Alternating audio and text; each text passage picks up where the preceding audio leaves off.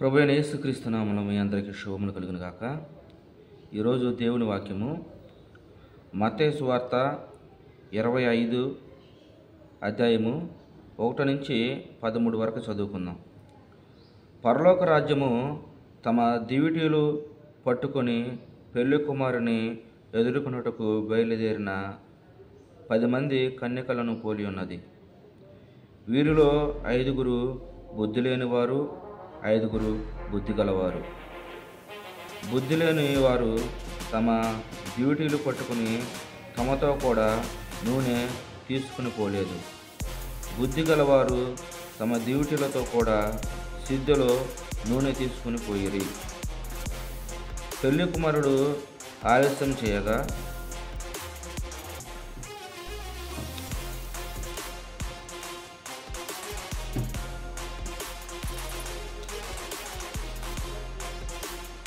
వారందరూ కునికి నిద్రించుచుండిరి.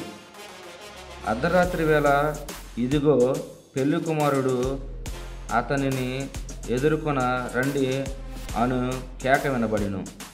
అప్పుడు ఆ కన్యకలందరూ లేచి తమ డ్యూటీలను చక్కబరిచిరి గాని బుద్ధి లేని ఆ కన్యకలు డ్యూటీలు ఆరిపోతున్నవి గనుక మీ నూనెలో కొంచెము మాకు ఇవ్వడని బుద్ధిగల వారిని అడిగిరి.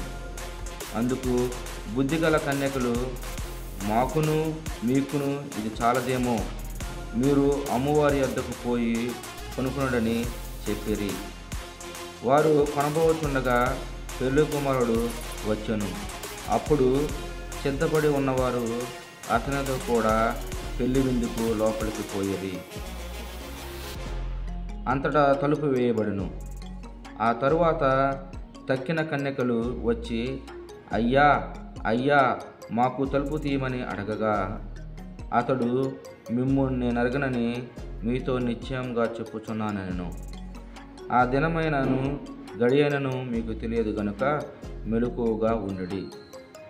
ప్రభువైన యేసుక్రీస్తు బోధించేటప్పుడు అందరికీ అర్థం అవ్వాలని ఉపమాన రీతిగా బోధిస్తాడు. ఇదే ఇక్కడ పరలోక రాజ్యం గురించి ప్రభువైన యేసుక్రీస్తు ఉపమాన రీతిగా మనకి బోధిస్తున్నాడు. అయితే ఇక్కడ 10 మంది కన్యకలు ఉన్నారు. 5 బుద్ధి కలిగిన కన్యకలు, 5 బుద్ధి లేని కన్యకలు. బుద్ధి కలిగిన కన్యకలు వారి దివిటీలు ఆరిపోతాయేమోనని ముందే సిద్ధపడి తన సిద్ధిలో నూనె తెచ్చుకుని తనతో కూడా ఉంచుకున్నారు. బుద్ధి లేని వారు ఏం జరిగిద్దిలే, ఏమైద్దిలే, డ్యూటీలు ఆరిపోతాయా, పెళ్లి కుమారుడు వస్తాడుగా అని సిద్ధపడకుండా, సిద్ధులలో నూనె తెచ్చుకోకుండా పెళ్లి విందుకు బయలుదేరారు. పెళ్లి కుమారుడు రాక ఆలస్యమైంది కనుక బుద్ధి లేని కన్యకుల యొక్క డ్యూటీలు ఆరిపోయాను. బుద్ధి కలిగిన కన్యకుల యొక్క డ్యూటీలు ఆరిపోయినను వాళ్ళ దగ్గర నూనె ఉంది కాబట్టి అవి వెలిగించబడును. బుద్ధి కలిగిన కన్యకలు సిద్ధంగా ఉన్నారు. దేవుడు రాజ్యం గురించి తెలియజేస్తున్నారు. పరలోక రాజ్యం ఎప్పుడు వచ్చిందో తెలియదు మనకి. దేవుడు రాకడ ఎప్పుడు వచ్చిందో తెలియదు మనకి. దేవుడు రాకడ ఏ గడియ వచ్చినో ఏ దినం వచ్చినో మనకు తెలియదు కనుక మనము సిద్ధపడి ఉండాలి. సిద్ధపాటు ఈ లోకంలో ఎలా కలిగి ఉన్నారంటే, ఇప్పుడున్నటువంటి లోకంలో ఎన్నో ఆకర్షణలు, ఎన్నో ఒడిదుడుకులు, ఎన్నో ఇబ్బందులు, ఎన్నెన్నో చెడుకు ప్రేరేపించేటటువంటి ఎన్నెన్నో కార్యక్రమాలు జరుగుతున్నాయి. మన యువకులు వాటికి లోబడిపోయి దేవుడిని నిర్లక్ష్యం చేస్తున్నారు. ప్రభువైన యేసుక్రీస్తు నిజమైన దేవుడు, నిజమైన రక్షకుడు, ఆయన ద్వారానే పాప విమోచన, ఆయన ద్వారానే పరలోక రాజ్యం అని తెలిసి కూడా చాలామంది ఈ లోకంలోనే బతుకుతూ తమను తామును సిద్ధం చేసుకోవట్లేదు. మీ ఆత్మను ఎప్పుడు దేవుడితో పెనవేసుకుని ఉండాలి. మీ ఆత్మ ఎప్పుడు దేవుడితో పెనవేసుకుని ఉండాలి. దేవుడి వాక్యాన్ని హృదయంలో ఉంచుకోవాలి. సిద్ధపడిగా ఉండాలి. రాకడ ఎప్పుడు వచ్చిందో తెలియదు కనుక మనం సిద్ధపడి ఆయన కోసం ఎదురు చూడాలి. సిద్ధపడిన వారు ఏం జరిగింది? పెళ్లి విందులో పెళ్ళికుమారుడితో పాటు విందులో పాల్గొని సంతోషంగా ఉన్నారు. సిద్ధం లేని వారు ఏం జరిగింది? వాళ్ళకు తలుపు వేయబడింది, వాళ్ళ బయటే ఉండిపోయారు. అందుకే మనందరం పరలోక రాజ్యం చేరాలి అంటే మనం సిద్ధపాటు కలిగి ఉండాలి. మత్తయి 24:41, 42, 43 అధ్యాయాల్లో